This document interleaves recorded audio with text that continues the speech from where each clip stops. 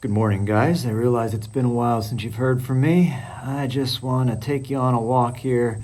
We're going to pick some mushrooms and then I'll explain what's been going on with me for the last few weeks. I've got knee trouble, essentially. But enjoy the foraging, enjoy the walk in the woods, and I'll catch up with you here in just a minute. Seems like he would have some sage advice, like the caterpillar in Alice in Wonderland. Tiny little feet just hanging on. All right, bro. Hang out. I'll see you later.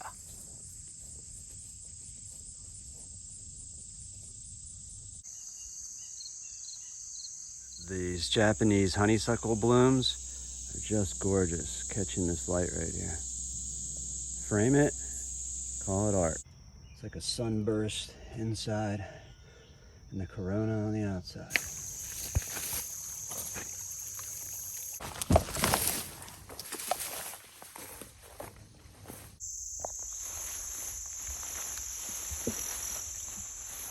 Here's some orange bonnets. Always happy to see them. Not edible, but pretty. Crown tip coral, edible, not that great. And then this is the prize. This is lion's mane. Really tasty. Tastes a little bit like seafood and supposed to be really good for your brain. Neuroregenerativity is the fancy term. I always like to take a few notes where I found it, when. I also like to note the birds that I hear. That's a better indicator than the season or the calendar date.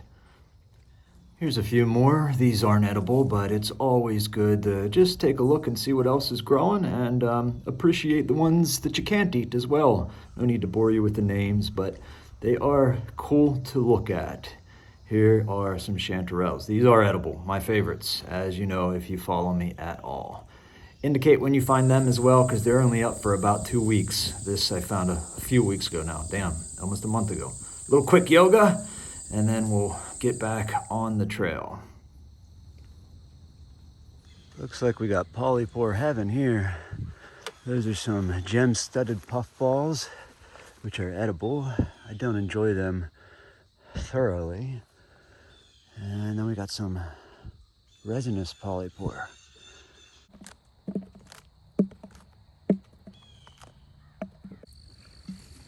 That is some kind of... That's a nice puffball. I'll take that one.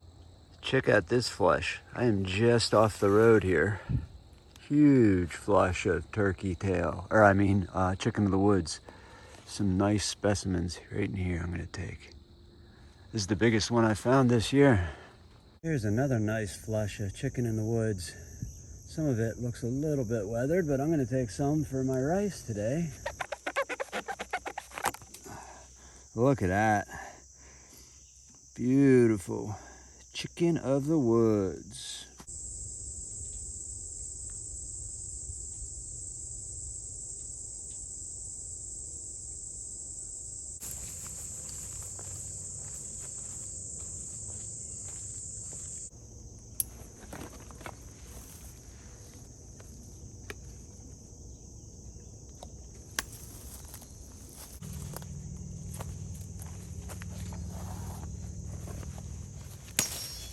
So for you axe guys, if you made it this far, or if you could even be bothered to click on the video, don't go anywhere. Tools coming up. The Silky Katana boy. Review on this guy later, but I love it. I thought it was too long for a long time, which is why I didn't buy it. But man, once you go to the Katana, it's hard to imagine going back to the big boy.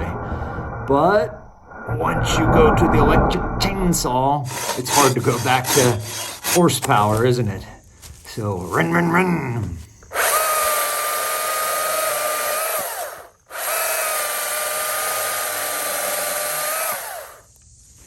So this is my council tool 4-pound splitting axe that has been kicking around the farm for a long time. And in past video, I went ahead and spread the swell out and screwed it up.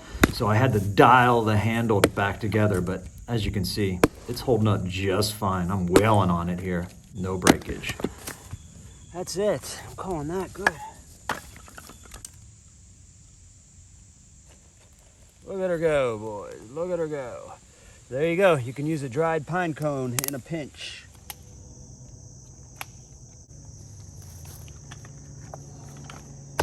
That's a high chair. High chair, get it?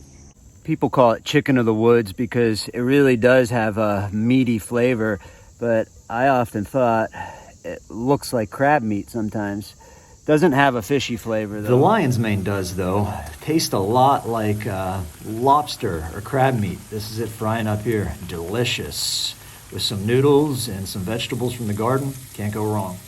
Just meaty. Subtle. Everything is subtle with mushrooms.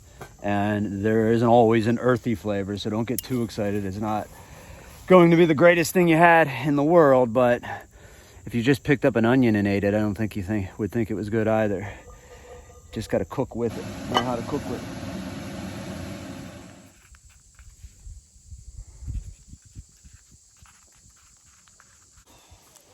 I'm going to get this in me and then start to pack up and head back. Still a good bit of day ahead of me, but I got to cut my grass. Do some writing. Just sitting here on this beautiful late summer day, watching the starlings flock overhead, the finches, the pooies, slight breeze, cumulus clouds scudding the horizon. It's goddamn poetic, I tell ya.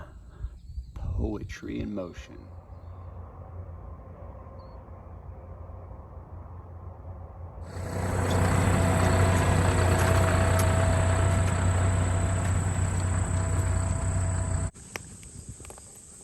To my brother George, Keats. Full many a dreary hour have I passed, my brain bewildered and my mind o'ercast with heaviness. In seasons when I've thought no sphery strains by me could e'er be caught from the blue dome, though I to dimness gaze on the far depth where sheeted lightning plays, or on the wavy grass outstretched supinely, pry among the stars to strive to think divinely. So I'd actually come up here to roast some chestnuts, but my dumbass forgot water. The first of the chestnuts are dropping, and I can see the deer are already fussing with them, so it looks like I'm going to have to fight the deer for chestnuts this year. Not a good year for fruit, but the trusty chestnut is a-fallen. They're very good. The first of the year. If you got a little bit of cream, a little cinnamon, they're delicious as a dessert. But they're also plenty fine, just as they are. Rough week. Medical problems.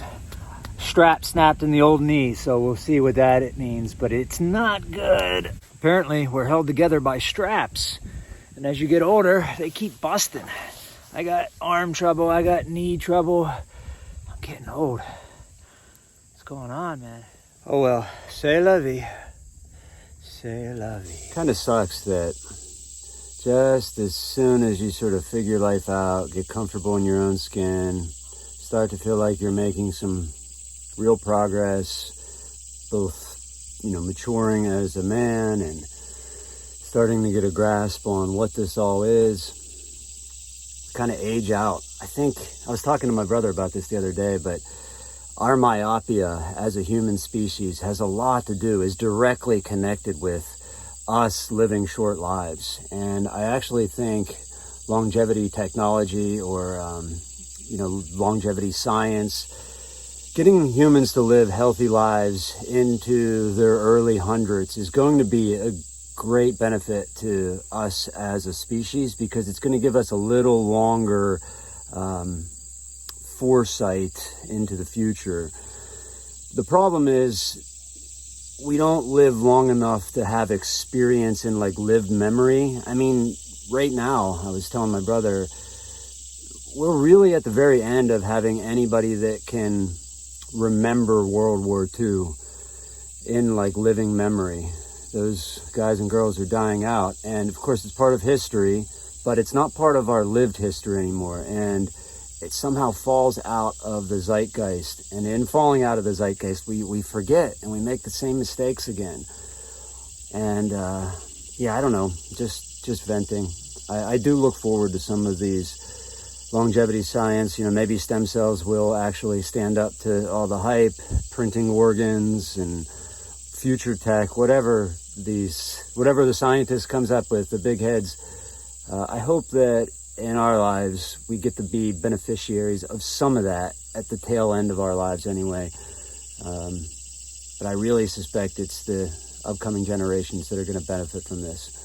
So use it wisely, guys, because as Martin Luther King Jr. said so aptly, so long ago now, we have guided missiles, but misguided men.